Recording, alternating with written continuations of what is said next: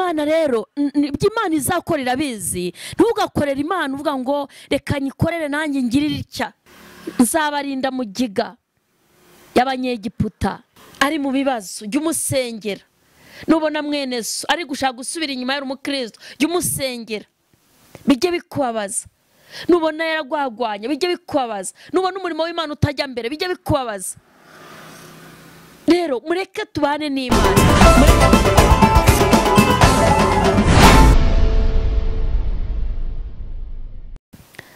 Yesu nashimwe, Yesu wacu ahabwa icyubahiro. Turashima Imana cyane muri iki gitondo. Ndashimira Imana yo mu ijuru, Imana y'amahoro, Imana ishobora byose, Imana ishobora byose, iyaremye ijuru n'isi, Imana ya Isaka na Yakobo, Imana ya Aburahamu. Ndayishimiye kuko ari Imana yacu, ari papa wacu, ni umubyeyi. Iyampaye agakiza, iyankuye mu magana menshi y'abanyabyaha, iyandenganuye nari mfuye urupfu rubi, ndayishimiye. Maze iminsi ntekereza ineza y'Imana, aho yankuye, ibyo yankoreye. Ndavuga ngo Mana uriya. Dawidi ngo niwe wabuze uko abigenza, aravuga ngo Imana niya. Ndayishimiye ni ukuri, yagiriye neza, impa amahoro, nta handi nari kuyakura, ariko irayampa. Nta handi nari gukura amahoro, ntayo. Nari kwicwa n'agahinda, nari kwiyahuza ibiyobyabwenge, nari kujya nywa itabi cyangwa se nkanywa inzoga umunsi kundi ndamutse nanazibonye nazo, ariko Imana impa amahoro ku buntu. Ubu nywa amazi ikirahure nkumva ndanezerewe, nanywa igikombe cy'amata nkumva ndanezerewe. Mbese ikintu cyose nkakinywa numva nezerewe. Ubwo hari abonzi cyangwa nabonye bashakira amahoro ahatari, ariko shima Imana ko yankuye muri uwo mubare, kandi uhura narindushye, kangirira neza, ikangirira neza. Njya ntekereza ineza y'Imana nkumva shimye Imana. Bene data, mureke twikomeze ku Mana, mureke turwanire Imana ishyaka. Nzanye ijambo rivuga ngo mureke turwanire Imana ishyaka, ariko mbanje kubasuhuza mu izina rya Yesu. Ni Gatera Jose guturuka muri Philadelphia. Ndasuhuza inshuti zacu, abakozi b'Imana dukorana umurimo, abavuga butumwa, abanyamasengesho, abaririmbyi, abakozi b'Imana bose, abakristo ba Philadelphia, aho muri hose ku isi. Imana yo mu ijuru ibaha umugisha, Imana ibaha umugisha aho muri ku isi hose. Imana ibaha umugisha, abakunzi bacu, abakunzi ba Kristo, Imana yo mu ijuru ibaha umugisha.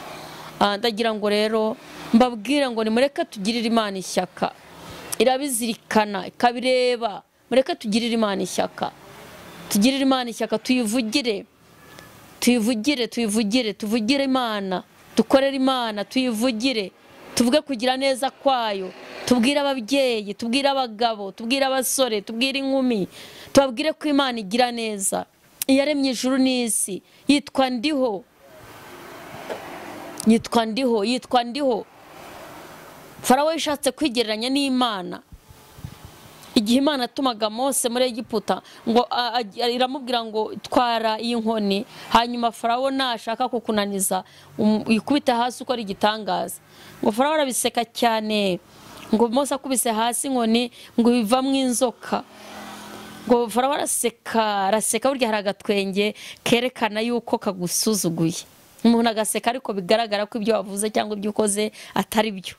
Na Farawo niko yasetse ngo aseka Mose, ariko ngo Imana iramureba iricecekera. Burya hari igihe Imana iceceka, ariko yabonye ibyo twakoze, yabonye ibyo tuvuga, ariko igaceceka. Hanyuma rero cyane nishatse kuvuga niki, ngo Mose ngo Farawo ngo inzoka ziraza, inzoka ze z'abakonikoni be, ariko ngo inzoka ya Mose irazimira. Mana yacu igiba hejuru y'ibikurwanya, igiba hejuru y'ibikubujije amahoro. Imana irihagije, mureke tugirire Imana ishyaka, natwe izabizirikana ku munsi w'amakuba n'ibyago. Ibyibuke, yibuke ko abanye nayo, yibuke ko ayikomejeho. Imana ishimwe. Tujya gusoma ijambo ry'Imana riri mu gitabo cy'Abami ba mbere, turasoma ibice byaho 17. Uyu tugiye kuvuga ku nkuru z'umwami witwa Ahabu. Umutwe w'amagambo uravuga ngo iki? Eliya ateza amapfa yihisha ku kagezi kitwa Kereti. Eliya ateza amapfa yihisha ku kagezi kitwa Kereti. Bukeye Eliya wita Ishibu umwe mu basuhuke b'i Galiyadi asanga Ahabu, aramubwira ati ndahiye Uwiteka Imana ya Isirayeli ihoraho iyo nkorera iteka yuko nta kime cyangwa imvura bizagwa muri Isirayeli muri iyi myaka keretse aho nzabitegekera. Ararahira ati ndahiye Uwiteka Imana ya Isirayeli ko nta mvura cyangwa ikime bizagwa muri iyi myaka keretse aho nzategekera. Agirira Imana ishyaka, ararahira aravuga ati ndahiye Uwiteka Imana ya Isirayeli nkorera ko nta mvura nta n'ikime bizabaho muri iyi myaka keretse aho nzabitegekera. Uyu Eliya yari umuntu nkawe, ariko wasobanukiwe uwo ari we, wamaze kumenya imbaraga z'Imana, wamaze kumenya urukundo rwayo, wamaze kumenya ubushobozi bwayo, wamaze kumenya urukundo rw'Imana. Yari yarasobanukiwe Imana. Mujye mureka tubane n'Imana tuyimenye. Numva utarasobanukirwa imbaraga zayo n'ubushobozi n'ubutware niyo ariyo, ujye usenga ubaze Umwuka Wera izabikubwira. Eliya yarasobanukiwe amenya Imana, amenya iyo ariyo. Hanyuma ngo ku mwami, igihe cy'umwami Ahabu ngo yari umwami w'Abisirayeli mu myaka 22 yayoboye, ngo Ahabu akora ibyaha arusha abamubanjirije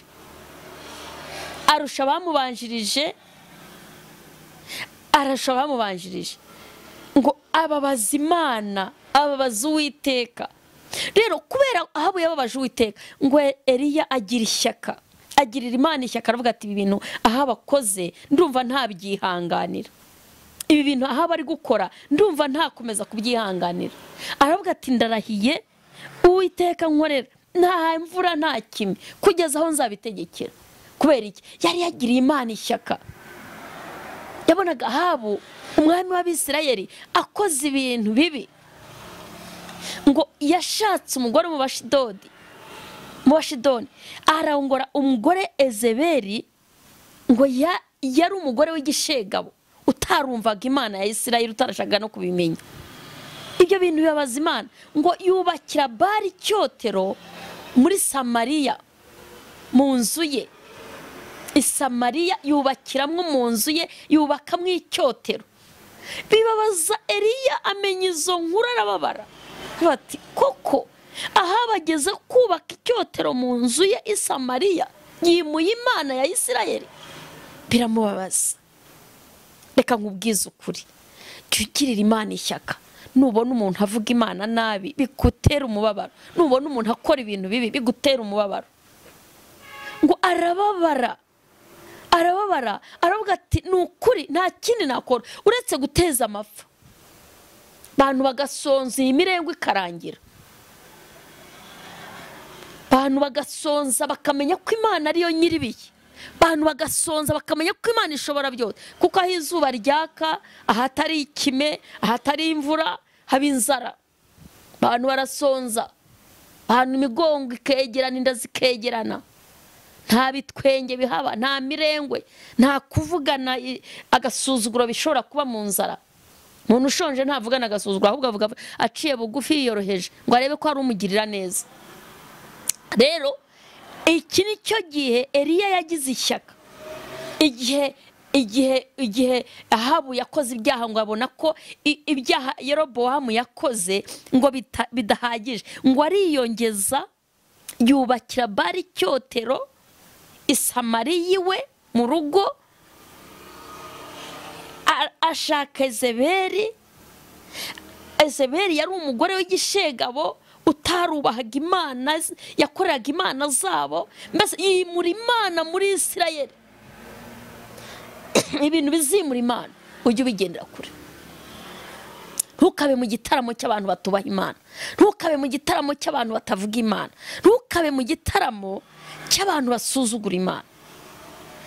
Ngo Ahabu agira ishyaka, Eliya agira ishyaka, aravuga ati ngewe nshingiye ku byo mbonye ntago nabyihanganira.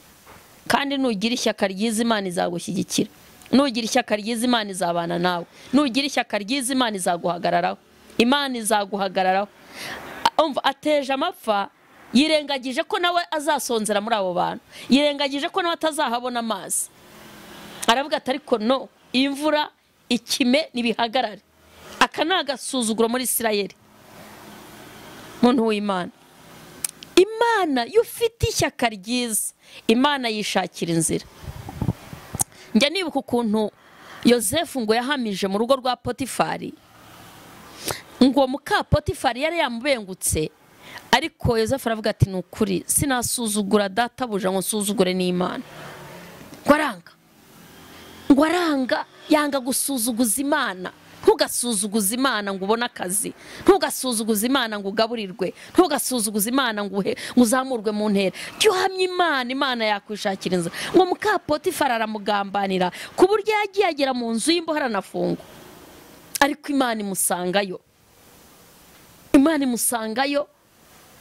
Imana nkunda kubwira abantu ngo izishakira inzira. Nuyubaha, nubaha Imana, nukomeza kuyihamya, nuhagarara neza, nukizwa, Imana izishakira inzira. Ushobora gukizwa akavuga ati urakabonye, utangiye kuba umurokore kwa Heri, ukiri umukobwa ati nta mugabo uteze kubona, wamukura heze wirirwa mu nsengero. Imana izishakira inzira iguhuze nawe, uwawe w'Imana yakugeneye. Imana izishakira inzira. Ubwo se ku kazi urabona uzazamuka utabonye, wari ugize amahirwe, ubonye umwanya mwiza, profita ukuremwo inzu, profita ukuremwo oya, mu Mana ntago profita. Mana itanga umugisha, kandi uzabona amajwi akubwira ati dore ugize amahirwe wicaye kuri iyo ntebe. Yibyaza umusaruro, ibyaza umusaruro wubaha Imana, yibyaza umusaruro. Niba warakijijwe ukizera Kristo nk'umwami n'umukiza, vuga Imana mu kazi izahagusanga, vuga Imana izakugirira neza. Ropetesi, vuga Imana. Rero Eliya yirengagiza ko nawe agomba gusonzana n'abandi, yirengagiza ko agomba kuhagwa nabo we. Ariko Imana ivuga ngo iki? Umurongo waho wa 2 Bibiliya ivuga ngo hanyuma ijambo ry'Uwiteka rimugeraho riti, va hano ugende werekere iburasirazuba. Iri kuvugana na Eliya iruhande rw'akagezi kitwa Kireti, hateganye na Yorodani. Uzanywe amazi yako, kandi ntegetse ibikona kujya bikugemurirayo. Imana imuhaye icyerekezo. Vano, jya ku kagezi, genda wihisheyo kitwa Kireti. Imana ihita imutegurira akagezi agomba kunywa y'amazi.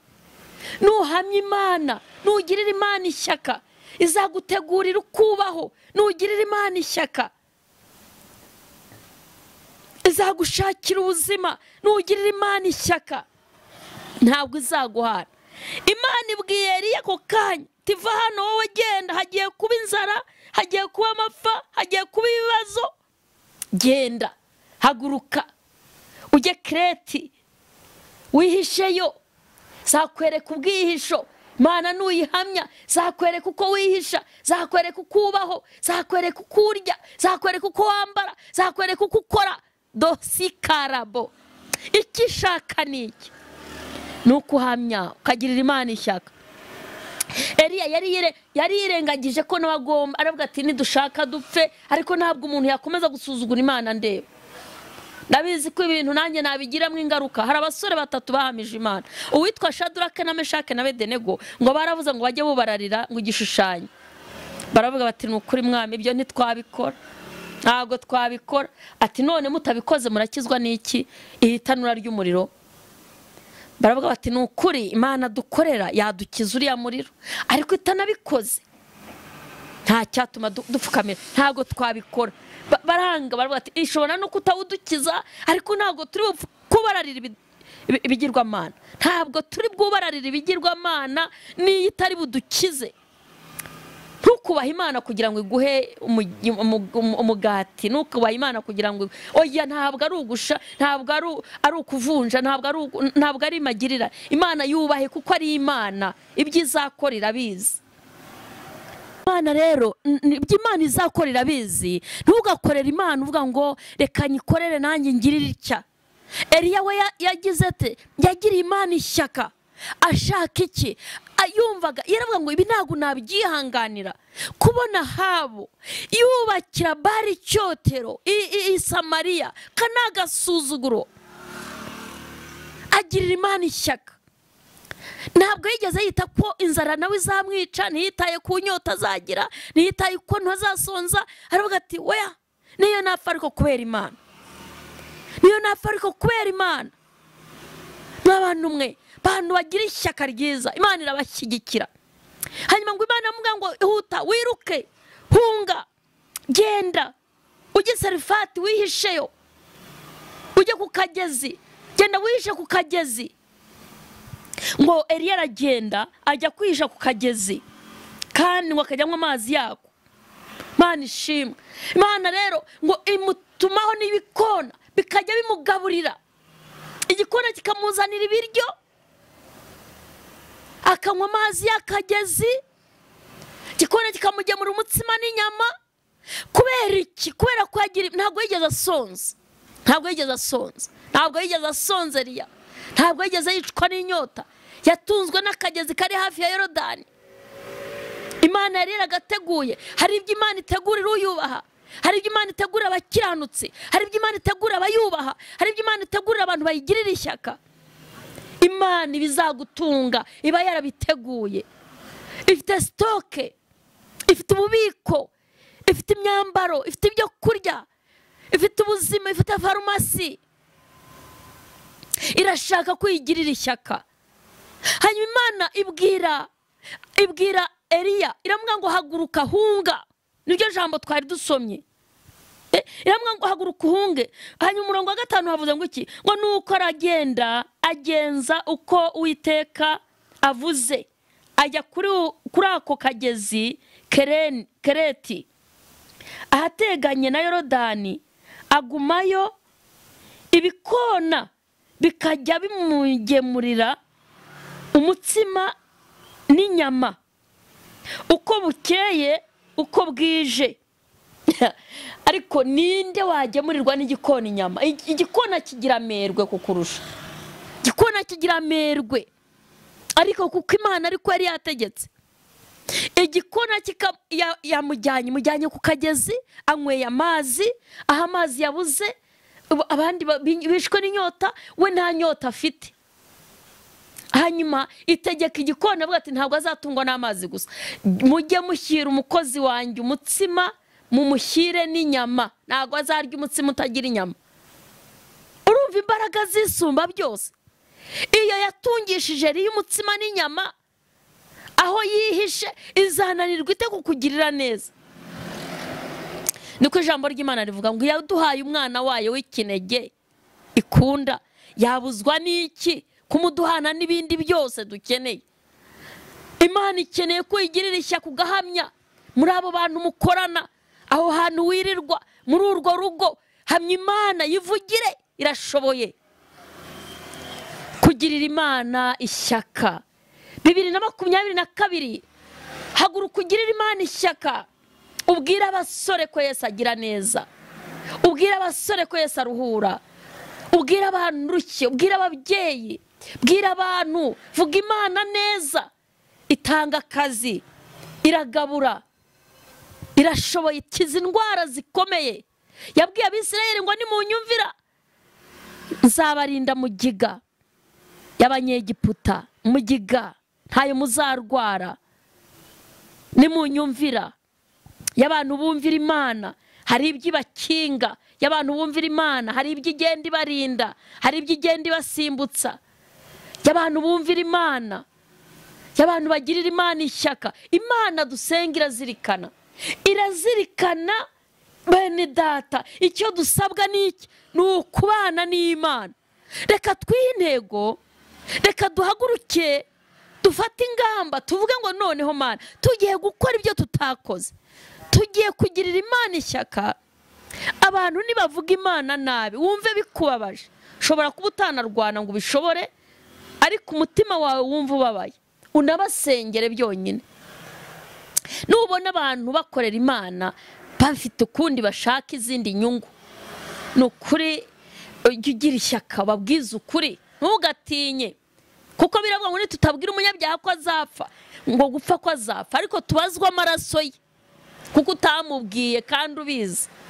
Nubona umuntu adakora ibyiza kandi ubibona ko ari bibi, cyo ubimubwira, kuko nutabimubwira uzabibazwa nawe. Reka rero tuvugire Imana, Mana tuyivugire, tuvugire Imana, nicyo yadusigiye. Eliya ngo avugira Imana, agirira Imana ishyaka, aravuga ati koko aha bakoze ibyaha ababaje Imana kurusha abandi bami. Igihe cy'Ahabu ababaje Imana bigeze aha, ararengereye, yubakiriye Bali icyotero muri Samariya, imunzi we hashyize icyotero. Ibyo biramubabaza, ibyo biramubabaza. Ngo agire ishyaka ry'Imana, agirira Imana ishyaka. Muntu w'Imana, mu Kristo mwene data, nubona mwene so ari mu bibazo jya umusengera. Nubona mwene so ari gushaka gusubira inyuma y'uri umukristo jya umusengera, bijye bikubabaza. Nubona yaragwagwanya bijye bikubabaza. Nubona umurimo w'Imana utajya mbere bijye bikubabaza. Rero mureke tubane n'Imana, mureke dusenge, mureke dukizwe. Imana irahari, Imana irashoboye. Shadrake na Mesheki baravuga ngo niyo itadukiza uriya muriro nta kabuza ngo Imana iramanuka. Ngo umwami aravuga ngo yemwe ba Shadrake na Meshaki na Abedenego. Biramutangaza, aravuga ati bari abantu ko bari batatu, ariko ndabonamwo bane, kandi uwa kane arasa n'umwana w'Imana. Hari ibintu Imana izimanukiramo ubwayo, hari igihe izagutumaho marayika, hari n'igihe iziyizira bitewe n'uko ikibazo kingana, hari igihe yiyizira. Ndagira ngo rero uyu munsi Imana yiyizire. Wa mubyeyi, Imana yiyizire, bwira Imana yiyizire, bwira Imana yiyizire mu byawe. Tugiye gusenga, tugiye gusenga, kuko Bibiliya yavuze ngo nuko aragenda agenza uko Uwiteka yavuze. Ujye ugenza uko Imana yavuze, ujye utega amatwi ugenza uko Imana yavuze, izahagarana nawe. Bibiliya yavuze ngo nuko aragenda agenza uko Uwiteka yavuze, ajya kuri ako kagezi Kereti ahateganye na Yorodani, agumayo ntiyahava. Ibikona bikajya bimuzanira umutsima n'inyama uko bukeye uko bwije. Bwacya ibikona bikazana inyama, bwakwira bikazana umutsima. Buri munsi akarya umutsima, akarya n'inyama. Eliya akarya neza abandi bashonje, Eliya akarya neza abandi bashobewe. Kubera iki? Yari yaragiriye Imana ishyaka. Uyu munsi ni wowe, uyu munsi ni jyewe. Mureke duhaguruke dukorera Imana. Iki ni igihe cyacu, kandi nkunda kubabwira ngo inyuma yawe haba hari undi. Igihe cyose jya umenya ko inyuma yawe mu mugongo hari undi azaza akora ibyo utakoze. Rero ndifuza ko igihe cyawe ugikoresha neza, kuko inyuma yawe haba hari undi. Iyo ntebe hari undi uzayicaraho, uwo murimo hari undi uzawukora, iryo vuga butumwa hari undi uzarivuga, imirimo myiza hari undi uzayikora. Rero igihe cyawe gikoreshe neza. Urakoze Yesu, iri ni ijambo ryawe. Sabiye ubwoko bwawe kugira ngo bukugire ishyaka. Uyu mwaka ubo kukugirira ishyaka, uyu mwaka ubo kukugirira ishyaka. Twagiye tugira ishyaka mu bintu byinshi kandi ntibyagira umusaruro, ariko reka noneho duhindukire tukugirire ishyaka, tubwire abantu kugira neza mu izina rya Yesu Kristo mu Nazareti. Shoboza iri teraniro, shoboza ubwoko bwawe, shoboza abagore n'abagabo, shoboza abasore n'inkumi, shoboza abantu bose bakeneye kukumenya, abakijijwe bahe kugira ishyaka. Iki cyari igihe cya Eliya, ariko uyu munsi ni igihe cyacu. Reka uyu mwaka 2022 tugire ishyaka ryo kuvuga ineza yawe, tugire ishyaka ryo gusengera abarwayi, tugire ishyaka ryo gukuza abantu mu bibazo, tugire ishyaka ryo gushyigikira abantu bawe, tugire ishyaka ryo gushyigikira uyu murimo. Otera bone sikabo. Urakoze Kristo, urakoze Mana. Dusengeye uyu mugore, dusengeye uyu mugabo, dusengeye uyu musore, nsengeye umuntu mu izina rya Yesu ufite ishyaka. Numufata amaboko, numushyigikire, numushyigikire, numushyigikire, numushyigikire. Shyigikira uyu muntu, shyigikira uyu muntu. Ratasikarabone foka. Urakarama, izina ryawe niryaguke, bwami bwawe nibugende ugere hose. Impera y'isi Mana, jambo ryawe nirigere ku mpera y'isi, jambo ryawe nirigere ku mpera y'isi, jambo ryawe nirigere ku mpera y'isi, mu izina rya Yesu Kristo. Mana data wa twese, reka abantu bakizwe, reka abantu bakira Imana, reka abantu bahinduke. No kabone sika. Urakoze, kiza abarwayi, ruhura abarushye bafite ibibazo Mana. Niwe gisubizo, niwe Mana, niwe utanga umuturambye, niwe ushobora byose. Kora mu mpyiko z'uyu muntu, kora ku mwijima, kora kuri ibi bihaha uyu muntu wangijwe, mu izina rya Yesu. Mana, uri Imana igira neza.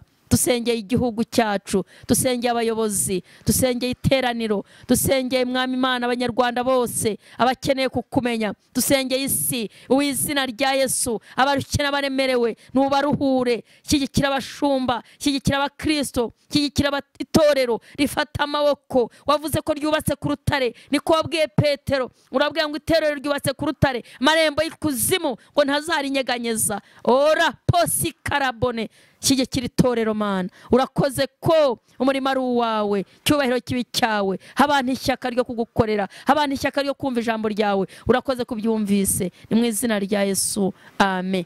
Imana ibaha umugisha. Ni Gatera Jose guturuka muri Philadelphia.